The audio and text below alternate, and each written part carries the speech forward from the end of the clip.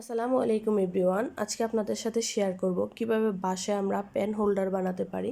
তো এর জন্য এরকম একটা কাগজে লাঠি পেঁচিয়ে এটাকে চিকন করে এভাবে করে নিতে হবে। অনেকগুলো স্টিক এভাবে করে নিয়ে আমি একটা উপরে শক্ত কার্টুনের উপরে একটা অফসেট পেপার লাগিয়ে নিব আঠা দিয়ে।